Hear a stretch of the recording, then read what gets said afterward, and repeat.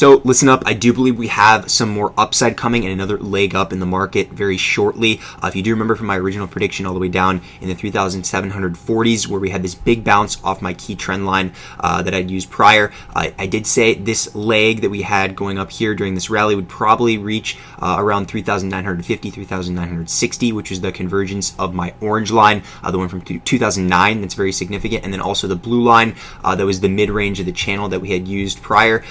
This convergence right here would act as a rough resistance, and we'd have some form of retracement off of that. Now, we ended up reaching 3,945, which is 5 points shy of that range I gave, and we did fall down below. I did actually catch this intraday and told you guys in the chat. Remember, the market is very hard to predict each day, especially multiple days in advance when I was predicting it over here. So 5 points shy is not that much error at all. It's pretty good. I'm happy to say that I was able to do that all the way back here and was able to catch it intraday, that short position, and share with you guys in the chat.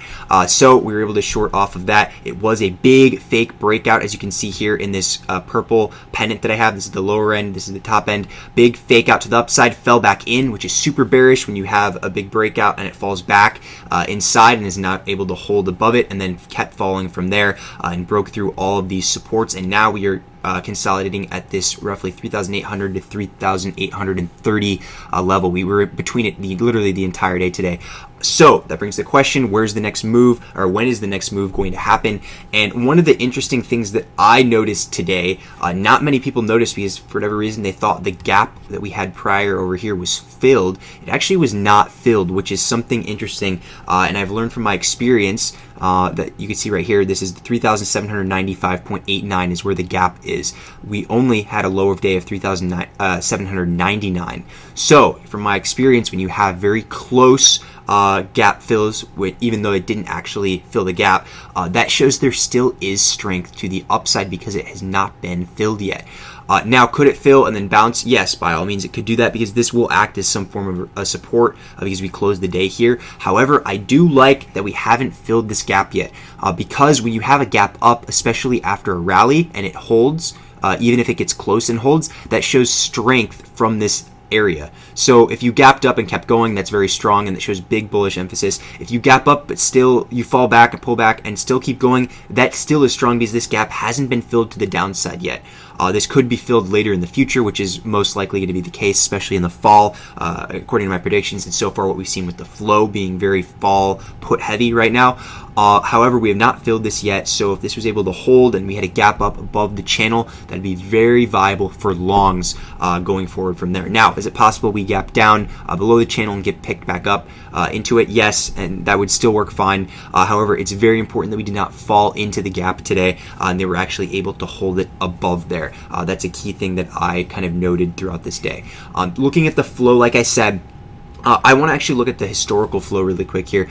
So for this week so far, we've had 3 days, and SPY has been noticeably bearish, but only for the expirations between 8/19 and September. So a lot of bears are piling in, as you can see right here, for these later dated expirations. Now we obviously still have some of these 7/15 for July, 7/22 a little bit further out.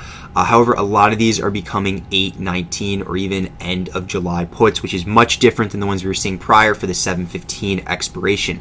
So you can see here just a ton of 8/19s, 8.2 million in premium. This is very far out of the money, 364 strike, 9.5 million in premium. Another one right here, 1.9 million in premium, and tons of these just continuously throughout the tape here are becoming August puts right now. And that's a very interesting thing to note, because if they were still confident in their time frame for the 7/15, then they could still choose those expirations. However, they had to roll them and push them back to a month and a half out from our current date right now, which means that there's a potential that we still have more upside to go as well. Obviously, yes, puts are bearish. However, you have to have contextualization of the time period they're putting on these, especially when we knew that before they were hitting the 7/15 expiration, and now they changed it to more of the 8/19 and even the 9/16 expiration on some of these. That's a key thing to note, because now they're starting to roll these and have to push it back, which means their time horizon has just moved a ton more, and they have to wait a lot more time for this desired move to actually take place. It does not have to happen right away, which leads me to believe that we do have that further upside based on my technical analysis. We obviously have had some calls as well around this range, just not many in comparison to the sheer amount of puts that we've had. But as of now, I want to see a big break above this level here, this 3,830 level, which would prompt us to this next line, which is the purple one I have right here. This is a very key resistance that we will touch. It actually was broken through very easily the other day when we fell through it here. It acted as support a little bit, however, we did fall right through it. And this is a very key trend line, so it's actually surprising we fell through it that quickly. However, I do expect a retest of this, and this one goes all the way back to the lows. If you connect it through the pivots from our yearly lows so far, this is a very strong line, and I do want to see a retest of it, especially if 3,830 is broken. This would be a very nice long trade that I might take intraday for a retest of this, and depending on if this is broken or when this is broken, that will determine where the resistance is on the line, because obviously if we keep consolidating here, as time goes on, price will increase with the line with this angle.